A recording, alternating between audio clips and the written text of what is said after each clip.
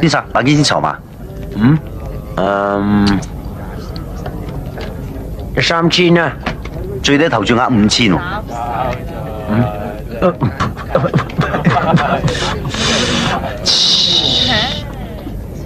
就3500，最少5000，我好佩服你。你咁有勇氣同我講啲咁嘅說話。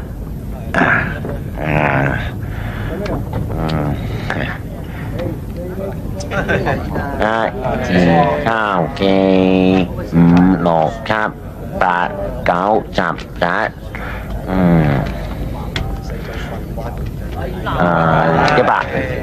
11，100，1、200，1、2、3、4、5、6、7、8，呢度淨係得4880啫喎。有剩嗰啲我俾。我都好佩服你，你明知輸梗嘅，都仲咁有體育精神。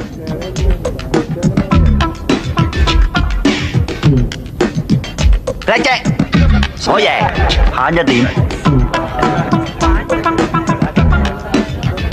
裝4點。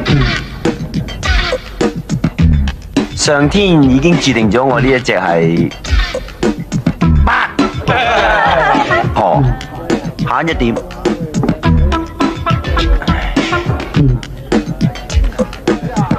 裝冇點，慳贏。冇見你幾日，好似唔同咗喎。你眼前所見到嘅只係表面嘅少少，其實喺裏邊仲有好多好勁嘅。邊方面啊？係某一方面失陪。你喺邊度？我準備去洗手間，將我某一方面攞出嚟透透氣。同我準備一間貴賓房。我要同呢位先生單對單到鋪 show hand。我點都唔信你攞埋最後隻 king， king 俘虜。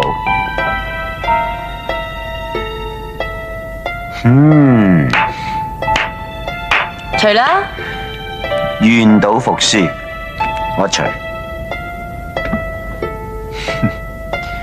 好嘢啊！